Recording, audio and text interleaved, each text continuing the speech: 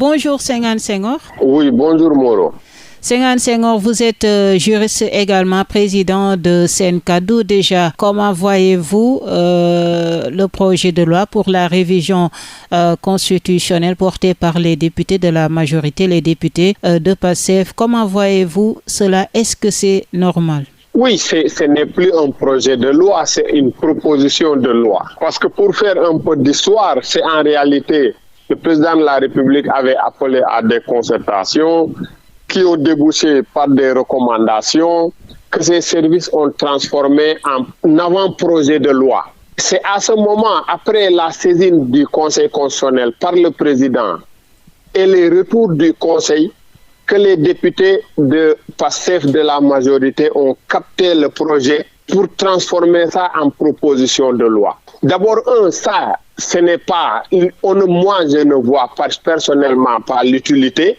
L'utilité parce que pour moi, les députés avaient autre chose à faire que d'aller se tirailler avec le président un texte que lui-même détient l'initiative. Oui. Parce que c'est sur initiative du président que nous sommes arrivés à ça. Ensuite, nous avons vu les développements. Parce qu'aujourd'hui, tout le monde sait que le président ne semble pas être d'accord.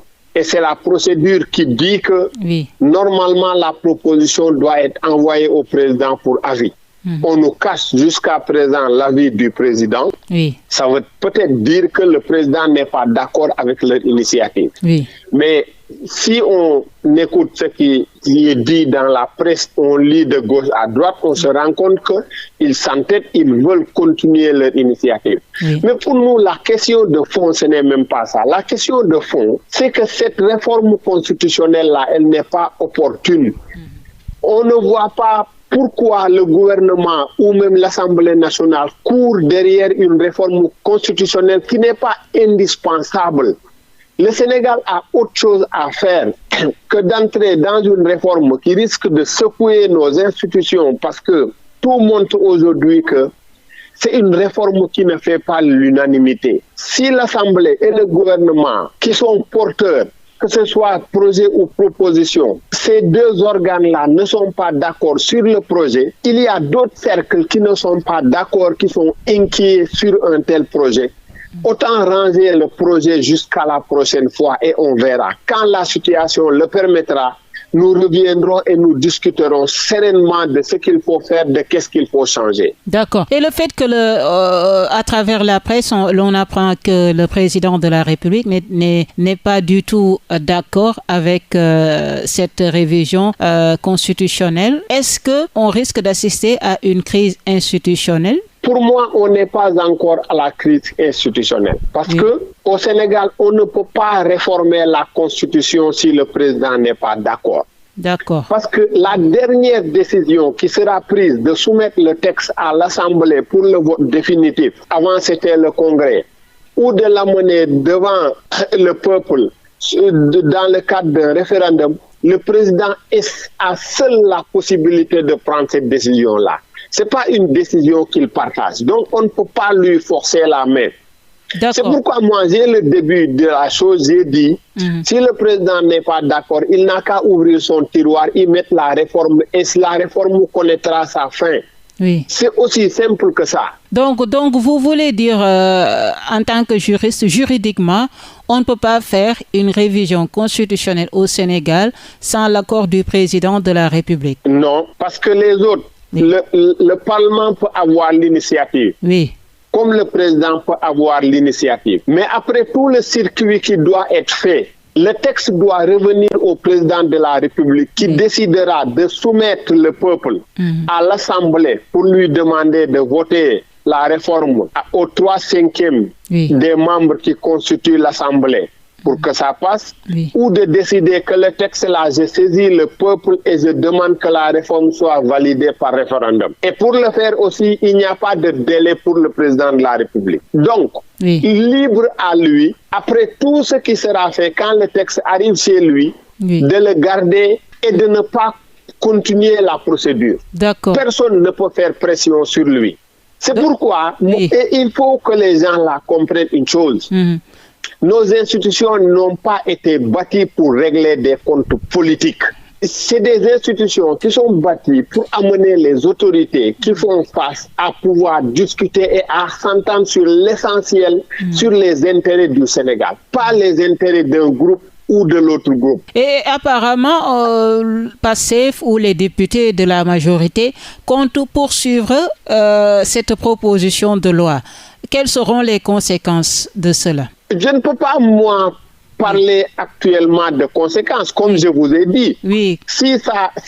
Ils finiront par remettre au président de la République le texte et attendre la décision du président de la République. En ce moment, le président verra ce qu'il fera du texte. Ça, c'est un. Maintenant, si le président refuse de continuer leur procédure, quelle sera leur attitude? Ça, je ne le sais pas. Exactement. Parce que ce que nous PASTEF aussi nous a habitués, c'est que PASTEF joue avec nos institutions, utilise la force pour nous imposer ce qu'ils veulent. Oui. Et aussi travaille dans la non-transparence. Parce que jusqu'à présent, moi j'ai entendu hier un député, Mbaye John, qui est membre, je crois, du bureau, dire qu'ils n'ont pas encore reçu la proposition. Ça, c'est un problème. Oui. Avec la révision des articles L29, L30, jusqu'au terme de la procédure, moi, j'ai demandé à des gens, il était difficile d'avoir un texte, en tout cas le bon texte, parce que certains vous disent, ça, c'est pas le bon,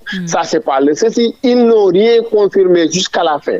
Mais on ne peut pas voter des lois qui s'appliquent sur nous et ne pas le faire dans la transparence. Donc, président Diomaye peut bloquer cette proposition de loi à tout moment. Président Diomaye peut librement bloquer la réforme parce qu'il ne peut pas, je ne vois même pas comment la réforme peut passer si le président n'est pas d'accord.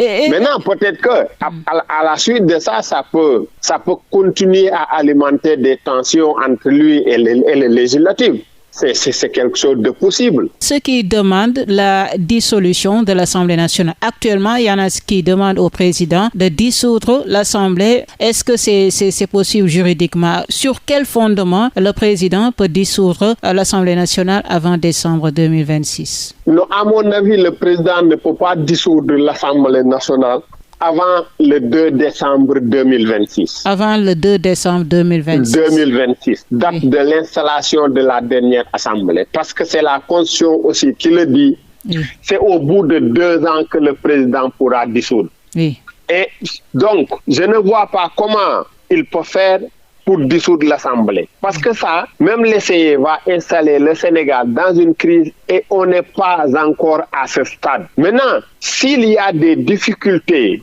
des blocages qui amènent le président à invoquer et à utiliser ses pouvoirs exceptionnels, ça c'est dans le cadre d'une crise extrêmement grave. Oui. Parce que là, la loi lui permet maintenant de prendre toutes les mesures utiles, je dis, pour gérer le Sénégal, pour régler la situation. Là, on verra qu'est-ce que le président va proposer. Mais là aussi, à mon avis, ce n'est pas bon parce que nous allons vers des Jeux olympiques qui n'ont jamais été organisés en Afrique. Oui. On ne peut pas se permettre à 2, à 3, 4 mois de ces jeux-là d'entrer dans une crise institutionnelle de ce genre. Ce que les députés de PASTEF doivent faire, et le président de la République encore doit travailler dans ça, c'est qu'on a connu ici des présidents qui ont cohabité avec des majorités qui ne leur étaient pas favorables. Oui. Mais tous les 2 camps doivent avoir les yeux rivés sur les intérêts du Sénégal et ne travailler, ne faire que ce qui est utile pour ce pays. Parce que tout le reste n'est que règlement de compte et tout le reste n'est que règlement d'intérêt particulier. Et ça ne nous intéresse pas. S'ils marchent comme ça, ils peuvent aller jusqu'en décembre ou même au-delà de décembre sans problème. Et le contenu, ça ne vous pose pas de problème, le contenu de la révision constitutionnelle proposée par les députés de PASTEF? En tout cas, il y a des points qui suscitent beaucoup de polémiques, comme le fait que le président de la République ne peut plus diriger un parti politique, une coalition, ainsi de suite. Comment voyez-vous ce contenu un peu explosif? Il est même difficile pour moi de parler de contenu, sauf le faire au conditionnel. Parce que la proposition, moi, je ne l'ai pas encore vue. C'est vrai, j'ai reçu des documents qui me disent c'est ça la proposition.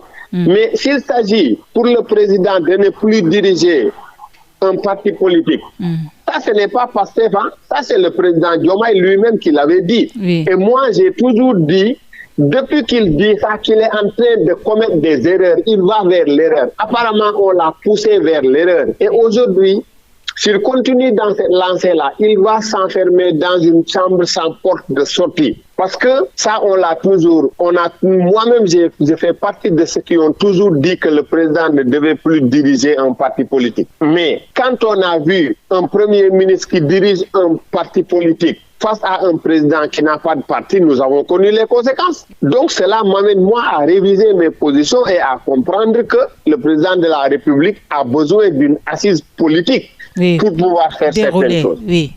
Et donc, allez-y. Sur ce plan, si lui pense qu'il doit sortir ça de la réforme, mais c'est tout à fait normal qu'il le fasse. Et la Cour constitutionnelle qui doit remplacer le Conseil constitutionnel?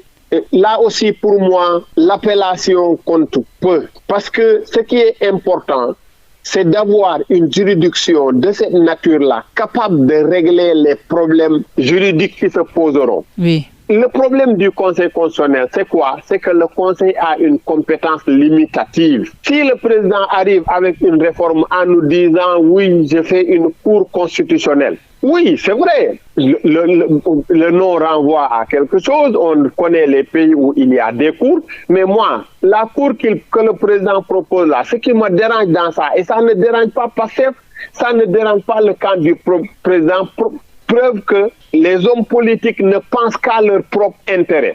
Mais dans la réforme là, où se situe le citoyen? Parce que dans une cour constitutionnelle, à l'état où nous sommes avec le monde d'aujourd'hui, le citoyen devait normalement pouvoir saisir la cour. Un groupe de citoyens devait normalement, sur la base d'une pétition, devait pouvoir saisir la cour. Mais aujourd'hui, qui peut saisir la cour? C'est presque les autorités qui pouvaient saisir le Conseil constitutionnel. Donc la réforme n'a pas une grande envergure pour moi. D'accord. En tout cas, merci beaucoup, Senghane Senghor. Je rappelle que vous êtes juriste également, président de SENCADOU. Convergence africaine pour la démocratie et les droits humains. Je vous remercie d'avoir répondu à nos questions. Merci, Madame Moreau.